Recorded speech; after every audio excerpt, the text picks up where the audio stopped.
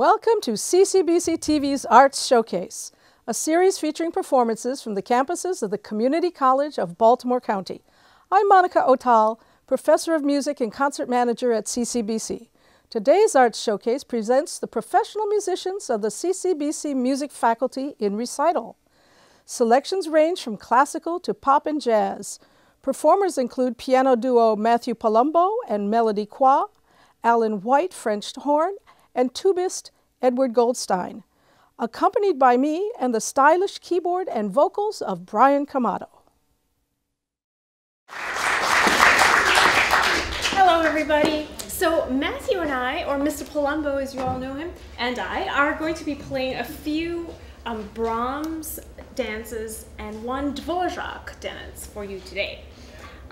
So Brahms wrote 21 Hungarian dances. And he really capitalized on two trends that were happening in Europe at this time. The first was the popularity of dance-styled duets, so that's one piano, but two pianists at the piano.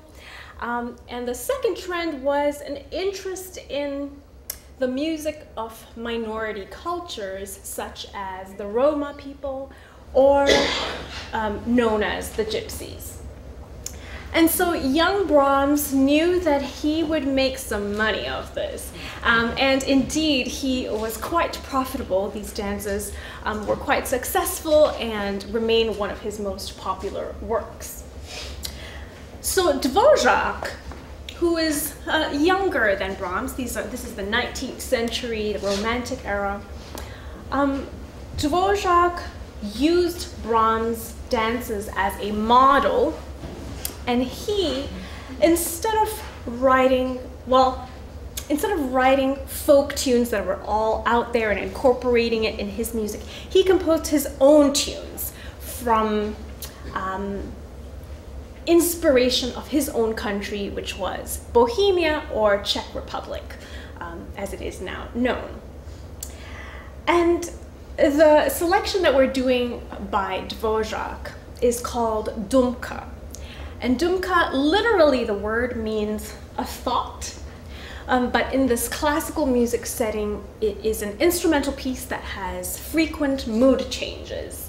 So it goes from exuberant to melancholy, and indeed that typifies much of the dance style pieces of those days. The Brahms, for example, has a lot of tempo changes, mood changes, and they are a lot of fun to play.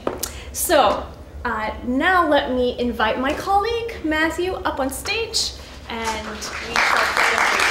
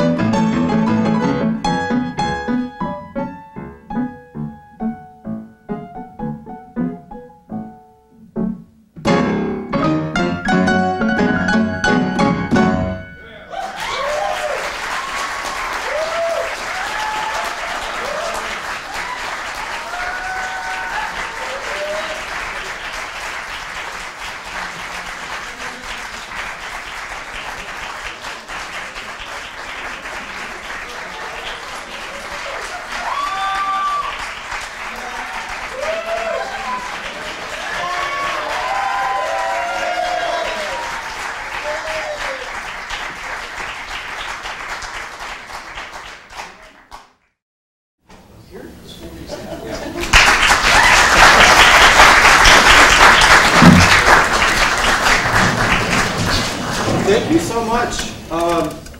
It is a pleasure to be here this afternoon to play for you. My name is Alan White. I'm a horn instructor here at CCBC. I'm going to play 2 Russian transcriptions for you this afternoon. Actually, the second of these is not a transcription. It's an original composition for horn and piano. First one is a transcription of a transcription, you could say.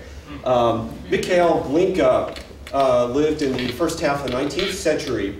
He is regarded as probably the very first nationalist Russian composer of note.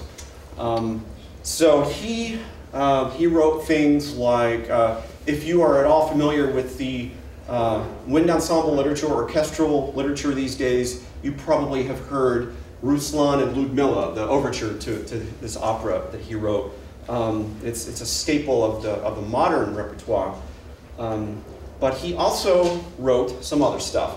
He actually spent 3 years early in his career living in Italy, and he became very well acquainted there in Milan with the bel canto style of composers such as Donizetti and Bellini. And so he went back home to Russia, and he wrote a couple of pieces, etudes actually, studies for voice.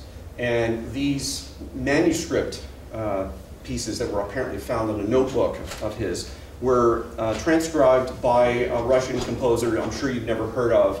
I'd never heard of this guy, Yuri Kocherov, who apparently wrote some music for the films and the theater in the early part of the 20th century. So he kind of finished these 6 etudes, and they were transcribed for horn and piano, or originally voice, for voice and piano. And a very, very famous Russian hornist, Mikhail Boyanovsky, his name, he transcribed this voice and piano for horn and piano. And again, very representative of the bel canto style, very lovely, very vocal in nature. So here is the first of 6 etudes for voice and piano.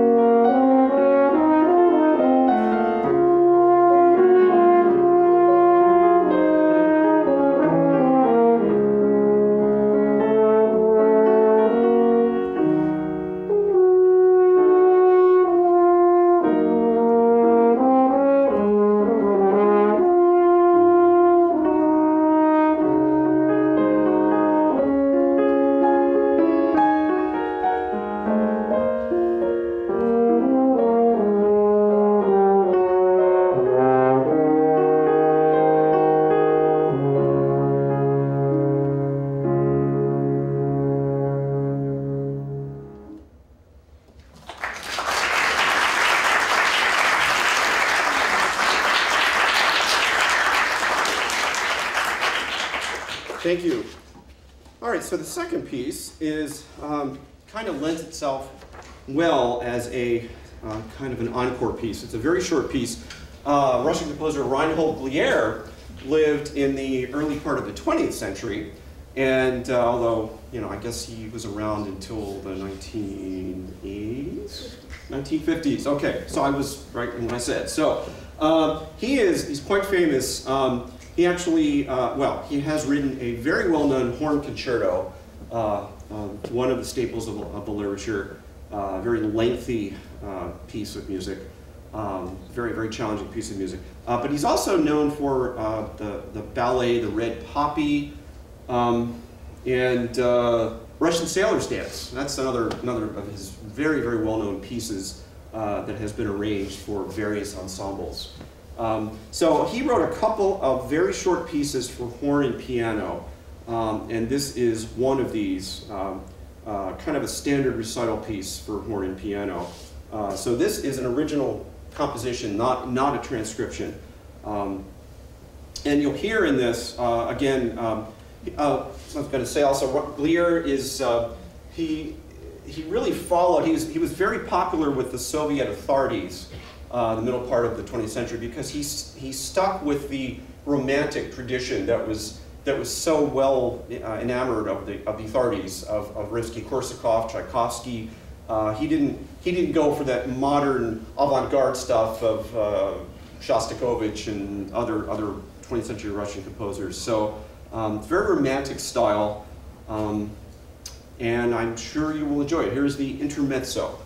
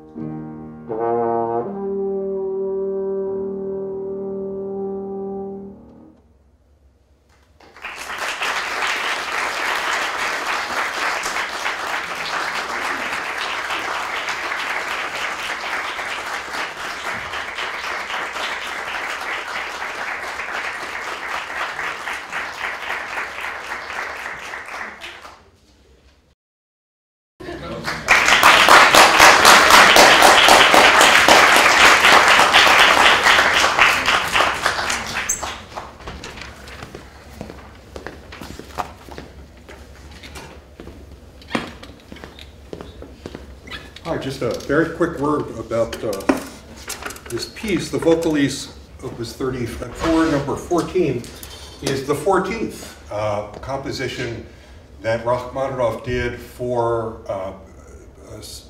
singers without words, a song without words. This is the most famous one. Originally written for soprano, so we'll see how it goes on tuba. We'll see, not going to do it in the original register. There's been a lot of virtuosos that have taken this piece and transcribed it for their instruments. Stanley Drucker did it for the clarinet.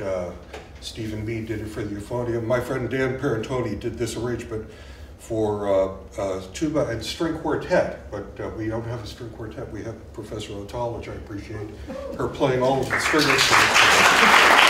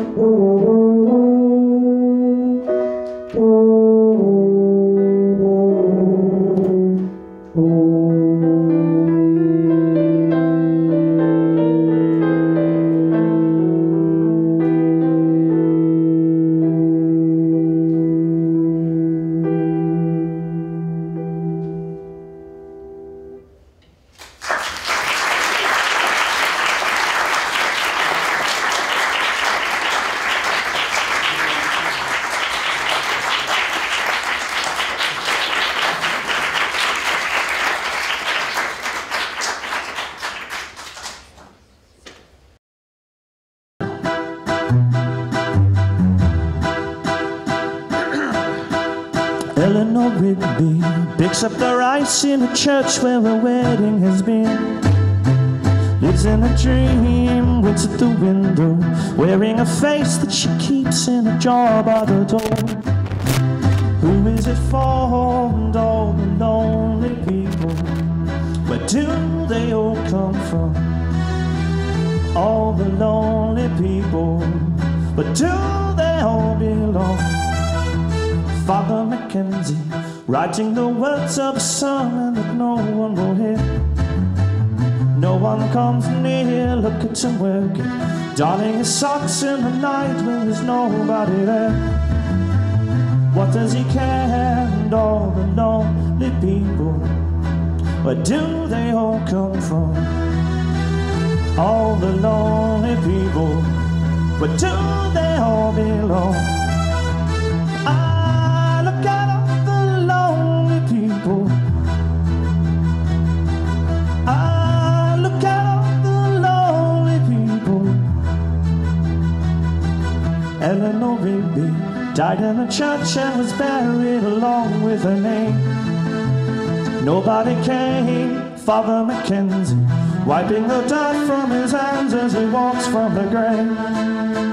No one was saved, and all the lonely people, where do they all come from? All the lonely people, where do they all belong? That kind of stuff. Thank you.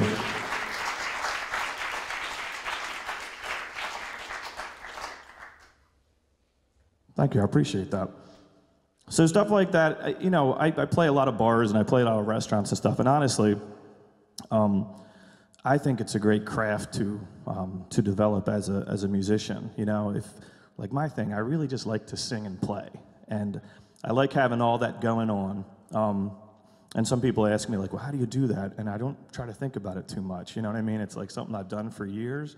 But if you like that kind of thing, I sort of like working without a net. It's all me coming out. There's nothing else going on.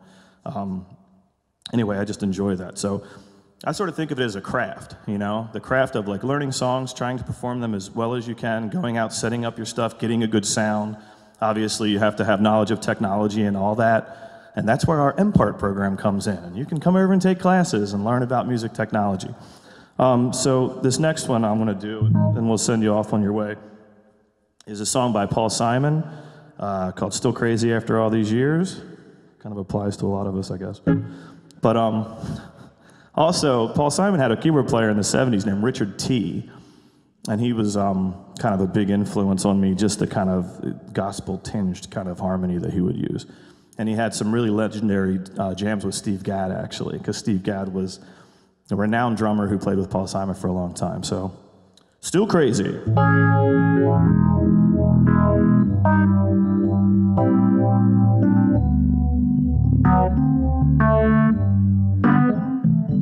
I met my old lover on the street last night. She seemed so glad to see me, I just smiled. We talked about some old times, we had ourselves some beers. Still crazy after all these years. Oh, still crazy after all these years.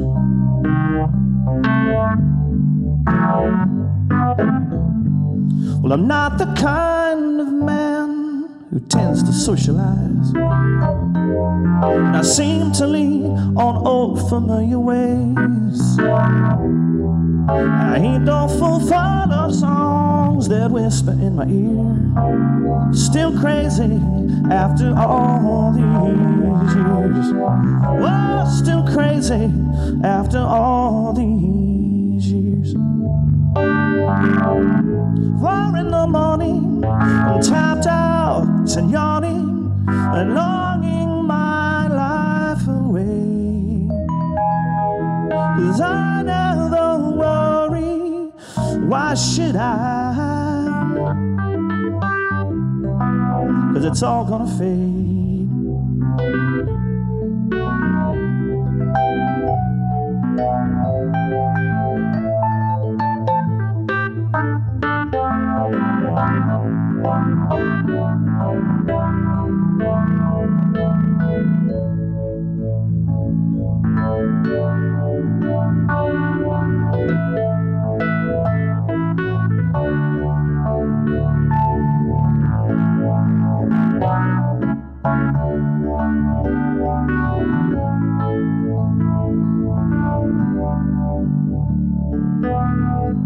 And now I sit by my window and I watch the cars go by. I fear I'll do some damage one fine day,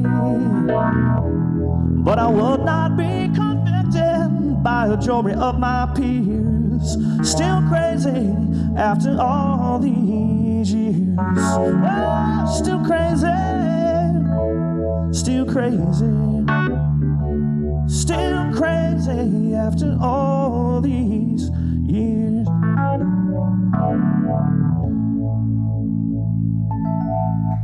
Thank you. Thank you very much for having me. Appreciate it.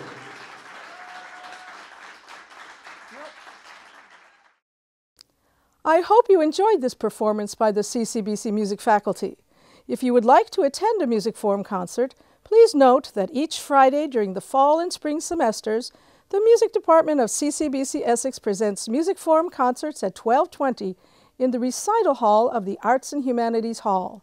These concerts are an integral part of our students' education, and all of the concerts are free and open to the public. For more information on Music Forum, please call 443-840-1521. I'm Monica Otal. Thank you for watching CCBC TV's Arts Showcase.